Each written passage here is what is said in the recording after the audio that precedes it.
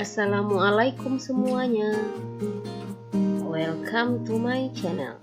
Sebelum menyaksikan video selanjutnya, jangan lupa tekan dulu tombol subscribe ya bagi yang belum subscribe. Baiklah Ananda semuanya, untuk materi layanan bimbingan dan konseling pada kesempatan kali ini kita akan membahas tentang cara belajar efektif selama pandemi COVID-19. Berikut ada beberapa cara yang bisa Ananda lakukan untuk menjalani masa-masa belajar di rumah. Yang pertama adalah tentukan waktu. Cara belajar efektif di rumah yang pertama ialah kamu harus menentukan waktu atau buat schedule, seperti mirip sekolah biasa. Tak perlu sama persis, misalnya dengan menerapkan waktu belajar pukul 8 sampai pukul 13 siang. Lalu selama 5 jam belajar itu, bagikan lagi berapa lama durasi belajar untuk mata pelajaran yang berbeda. Dan jangan lupa waktu istirahat ya. Contoh, jam 8 sampai jam 9 mungkin kamu belajar kimia.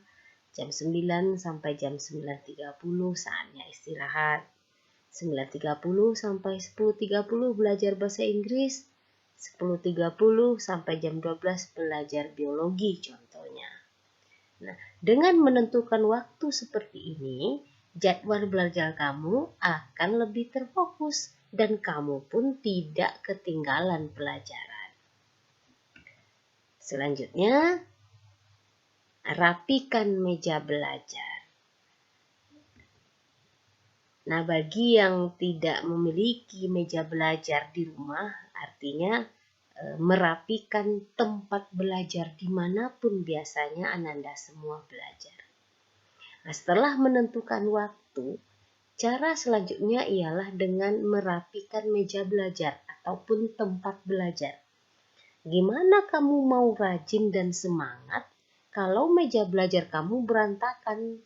Makanya momen ini pun bisa sekaligus kamu gunakan untuk ajang bersih-bersih dan membuang benda-benda yang sudah tidak diperlukan.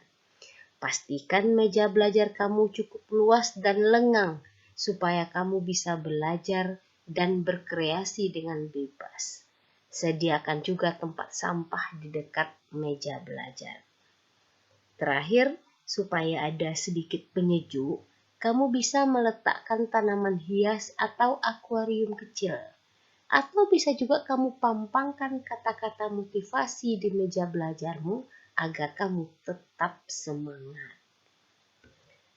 Cara yang ketiga adalah cari tahu cara belajar yang sesuai. Nah, setiap orang itu memiliki cara, style, ataupun gaya belajar tersendiri. Gaya belajar itu ada 3, ada audio, visual, dan kinestetik. Gaya belajar audio itu adalah belajar dengan cara mendengarkan. Sementara gaya belajar visual itu adalah belajar dengan cara melihat. Dan kinestetik adalah cara belajar dengan bergerak. Nah, kenali gaya belajarmu sehingga kamu lebih nyaman dan lebih cepat memahami materi belajar. Cara selanjutnya adalah kamu harus beradaptasi dengan berbagai media pembelajaran. Nah, selain mendapatkan materi-materi belajar dari sekolah, selama belajar di rumah atau istilahnya SFH, kamu tentu harus tetap membekali diri dengan media-media belajar lain yang tepat. Kamu harus lebih terbiasa dengan media-media itu yang mungkin berbeda dengan belajar tatap muka di sekolah. Jadi mungkin selama SFH ini media belajarnya yang sebelumnya tidak kamu temui, mungkin akan kamu temui. Dan kamu harus beradaptasi atau menyesuaikan diri dengan media-media pembelajaran itu. Selanjutnya adalah belajar bersama teman. Nah, memang selama pandemi ini kita dianjurkan untuk menjaga jarak. Akan tetapi di zaman yang serba canggih seperti ini, kalau kamu mau belajar bareng teman, juga nggak harus dengan kumpul bareng. Kamu bisa memanfaatkan beragam aplikasi untuk video call. Dengan belajar bareng teman, mungkin via video call dan sebagainya, mungkin kamu jadi lebih semangat. Rasa kantuk dan bosan pun pasti tak akan ada. Kamu bisa mengajak beberapa teman dan jangan lupa tentukan jadwalnya ya. Atau jika memang memungkinkan temanmu tidak terlalu jauh dari rumahmu, kamu bisa belajar bersama. Tapi ingat, belajar bersama harus tetap memakai protokol kesehatan ya. Cara yang keenam adalah minum air putih. Nah, selain menyiapkan tempat, waktu, dan materi pelajaran, kamu juga harus menyiapkan fisik kamu supaya bisa tetap fit selama waktu belajar. Untuk itu, jangan lupa selalu sediakan air putih ya, supaya tetap konsentrasi dalam belajar. Tak hanya untuk konsentrasi, rutin minum air putih sebanyak minimal 8 gelas sehari bisa membuat kamu lebih sehat. Kamu bisa menyiapkan air putih di botol minum besar supaya nggak bolak-balik ketika belajar. Nah, yang terakhir, kamu harus olahraga yang cukup.